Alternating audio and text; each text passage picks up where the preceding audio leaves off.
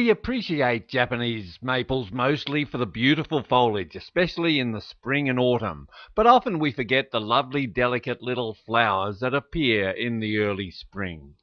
As the summer passes, these flowers mature and ripen into seed.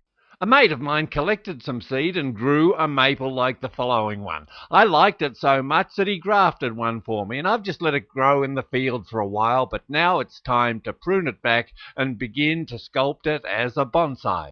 I'm making my cuts about a centimetre ahead of the buds that appear along the stems. You can see those buds appearing in pairs. Where two branches appear in the one place, I'll retain the one that grows downwards a bit and take off the upward growing branch. And those little stubs that will appear at the end of the branches where I've left a centimetre, they'll soon die back, but I can come back later and clean those up with a knob cutter or a branch cutter or something. And at the same time, I'll take care of any of the old wounds there where there's dead wood and put some sealant in there so they'll heal nicely. And then I can think about wiring the tree. I'll probably wire every branch on this one at this time, and the first thing I do is take a piece of wire that has a greater resistance to bending than the branch that I want to bend and secure it firmly to the trunk, and then extend the two ends along to the end of two other branches. And this is repeated all over the tree. I really prefer to take on this type of a job in the winter time when the tree is dormant and you can look in and see the bones and the skeleton of the bonsai. And just a few months later, new shoots are emerging everywhere. Because I want to develop this bonsai as quickly as I can, I'm now going to defoliate it. What this does is it takes an energy load off the tree and lets a lot more light into the buds, which will shoot rapidly once the sun gets into them. A good little trick is to leave the leaf stems on as best you can, as this provides a form of nutrient for those new buds that can go to work straight away to press out some new leaves with the next flush. I totally defoliate the tree. I de-wire and rewire where necessary, then I've chosen to shorten the branches to make way for the spreading nature of this wonderful maple. One of the most endearing qualities of this unnamed Japanese maple is the great variety of variants it has in foliage colour from season to season. And that's one of the rewards that I get for defoliating and nurturing the tree. It's a flush of wonderful new coloured foliage that comes afterwards. So this one started out in our training fields as a skinny little sapling, and the trunk fattened up there, as did the next one. But there's much more to training trees in the open field than just fattening trunks. As hard as digging trees from the ground may be, it's always enriched by the birds that gather around, looking for worms and grubs from the loose soil that we shift around when we're digging those trees. And our hard work is always rewarded by their visits and the intimacy that you get watching them feed on the debris of your work. Today I've dug a juniper procumbens, and I've taken it back to the nursery in the city to begin its life as a bonsai. I planted this juniper procumbens in the open field about 20 years ago. It was just a 1-year-old seedling then. This variety of juniper is inclined to grow flat along the ground, or if it's on an embankment it'll cascade over. I do some basic pruning to get the tree into line and then begin wiring. Have a look at this. See how the coating comes off the wire here? Have a look again.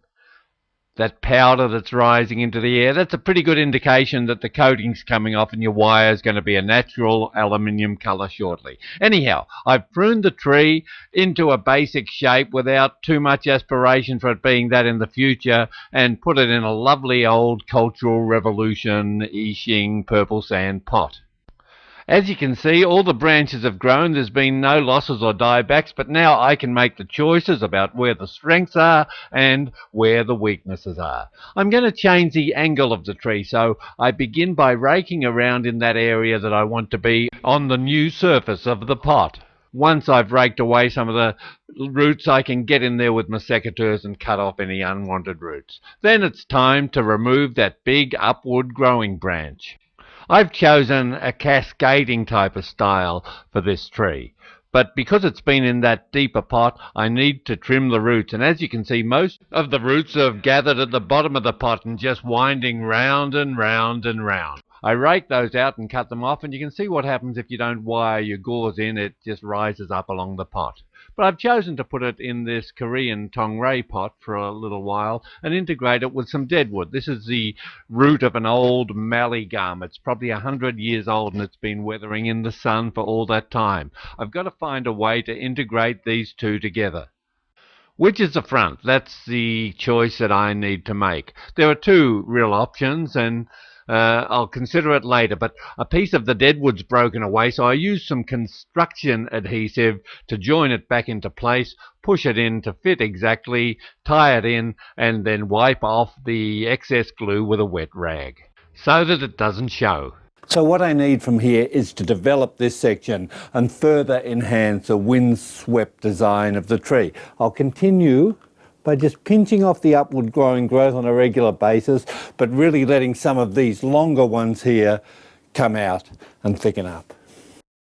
Most instruction manuals will tell you just to pinch the tips of junipers, but I find cutting with scissors to be a much more effective way. It's important to keep the water and food and the sun up to the tree and make sure it's in good health, but new growth emerges rapidly. Next, I've repotted the tree into another purple sand pot, a modern one, and thinned out those pads of foliage. I think perhaps this is a new front, showing the integration of the living and deadwood rather than trying to hide it as I had done originally.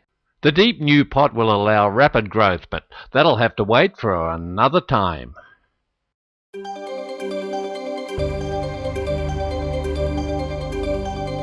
On the billboard outside our nursery there stands a picture of a beautiful Chamaecyparis lawsoniana blue jacket. It was taken about 20 years ago, but these lawsoniana types of trees are very prone to root funguses, and that's what's happened to this one. And I've basically spent the last 15 years just nurturing it, losing branch by branch, and trying to retain life in at least a part of the tree.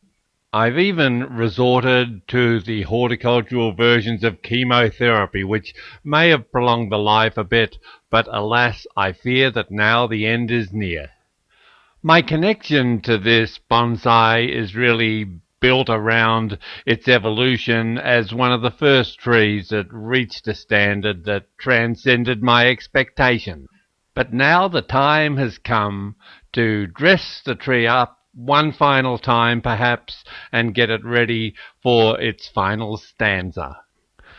I'm carving a gin in the deadwood at the top there, doing a spirally type of a configuration which is done with the carving tool, and then I finish that off with sandpaper to clear off any stubborn little pieces of bark that may not come away easily.